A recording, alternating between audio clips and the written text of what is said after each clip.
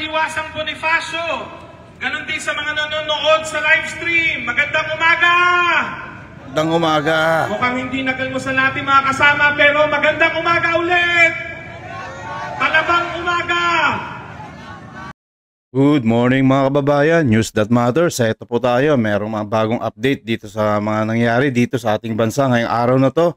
Ito, may mga grupo na mga nagkikilos protesta, nagsama-sama po, nagkilos protesta mula Bonifacio patungong Mendiola. Ito na naman po mga kababayan, ako po, ano po itong nangyari dito sa gobyerno natin? Puro na lang kaguluhan, rally-rally, hindi na talaga nila matiis tong kabulukan ng ating administrasyon. Wag na ho nating patagalin pa mga kababayan, pero bago nating umpisan yan, wag nyo kalimutan i-share, like, subscribe itong videos na to nang sa ganun napapanood dito ng ating mga kababayan dito sa Pilipinas at sa iba't ibang bansa. Mga kababayan, ito, panoorin na po natin to. Ako po si Professor David San Juan mula sa De La Salle University. May taga-DLSU ba? Makahabol. Taga-Bulacan. Sino taga-Bulacan? Epicenter ng baha at korupsyon. Kaya maraming taga-Bulacan, kagaya ko nandito.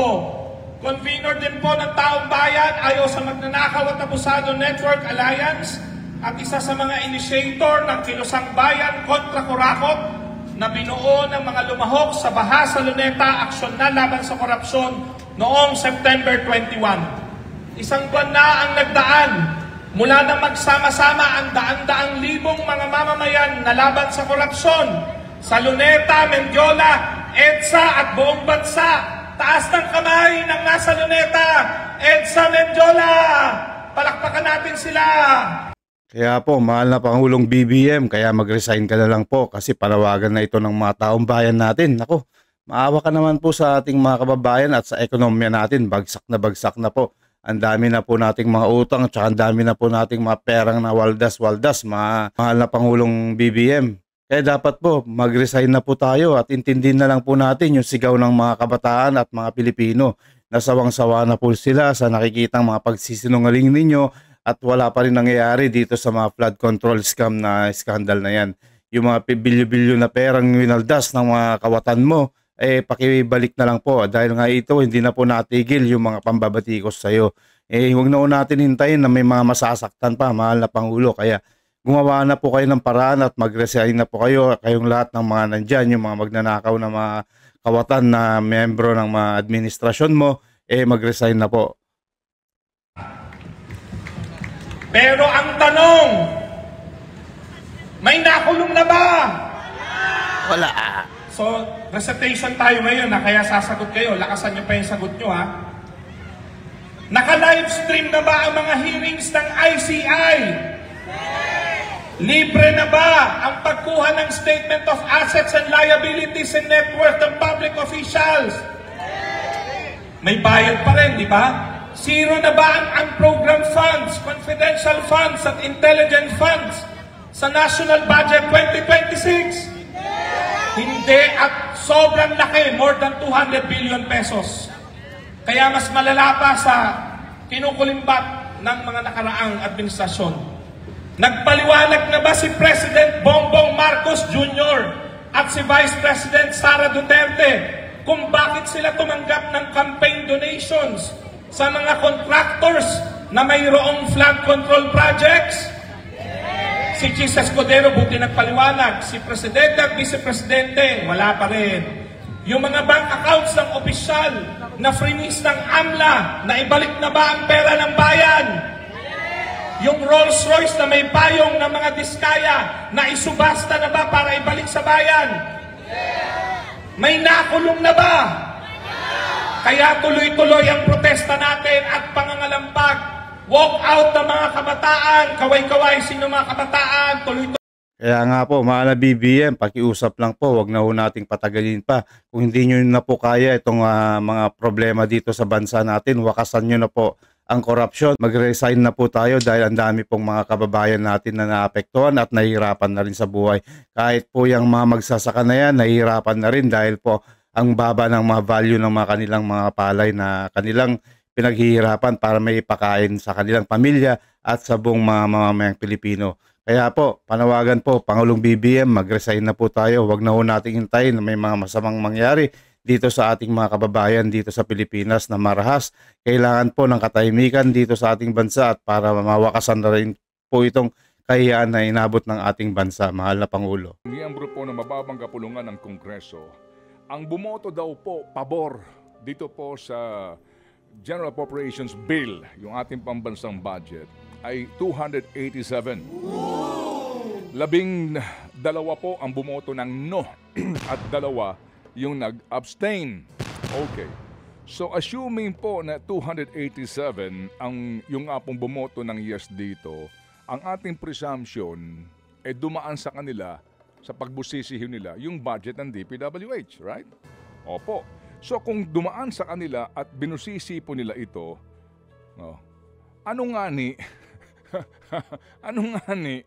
na dito po sa pag-aaral ng ilang mga senador, lumalabas po mga kapatid na doon po sa kabuuang proposed budget ng DPWH, baka daw po ito matapyasan ng posibleng umabot sa 348 billion pesos. Nako po. Bakit ikapo ninyo? Dahil daw po sa sinasabing mga red flagged na mga infrastructure projects worth 271 billion. Grabeng corruption to, mga kababayan. Projects na kung sinasabi daw po nila ay overpriced by 1,000%. Based on independent review by experts or engineers. At may binabanggit din daw po mga kapatid na yung pong inaprubahan ng lower house na budget ay meron daw pong 6,817 items na may problema po sa transparency and accountability issues. Meron din daw pong sinasabi na 4,566 na mga road projects, okay, ang questionable. Meron din pong 40 duplicated projects over 1 billion. Okay? And, sinasabi mga kapatid na mukha daw pong hindi sila papayag na ibigay yung hinihingi na kabuuang budget ng DPWH. So, ang tanong ngayon, baby girl, is sa dinami-dami ng mga mamabata sa mababang kapulungan, corruption. Nakalusot ito? Hindi po ba? So, in fairness, yung nasa tataas, medyo iilan lang yun na andoon. And let's give them the credit na inisa-isa po nila ito. Mismo si Secretary Vince umaamin na hindi nga nila ito na isa-isa. So, mga kapatid, ito lang po magandang subaybayan natin dito. Kung ang binabanggit po ng ilang mga senador na meron pong posible na mga 348 billion. O sabihin na po natin, laki niyan, billion mga kababayan ang ibabawas sa budget ng DPWH. Pwede bang wag nyo na itong ilaan sa 50 paggagastusan ng gobyerno? Oo. Kasi yun din sinasabi ni Tito Sen. Yes. Baka daw po ito ang kauna-unahan sa kasaysayan ng Pilipinas na nag-propose ng 6.7 trillion pesos. Ang ehekutibo na hindi nila aaprubahan yung halagang yun pagkus ay mababawasan daw po. Yan ang sinasabi. So abangan natin kasi baka naman po sa bandang dulo same pa rin ito. Pero ito magandang binungan ito, baby girl. Dahil nga tayong lahat, nakabantay dito, tayong lahat nang gigigil dito, mukha namang ginagampanan nila ngayon ang kanilang trabaho na busisiin. Kasi po, baby girl, ang listahan po ng mga proyekto ng DPWH ay 14,670 na mga proyekto. Grabe. Ang halaga nito ay 566 billion pesos, subject nga nung errata na isinumite ng DPWH sa lower house. Remember, di ba sabi, ibabalik daw sa DPWH? Sabi, wag na, magkakaroon na lang ho ng pagbabago, errata. So, ang bilang nito, 4,670. Ganun karami. Dami, isa-isa nila yun. At nakita mo naman yan, girl, di ba, kung gaano kaliliit. Oo, na para bang ayaw ipabasa sa'yo. Kaya natin tong administration ni Marcos, mga kababayan.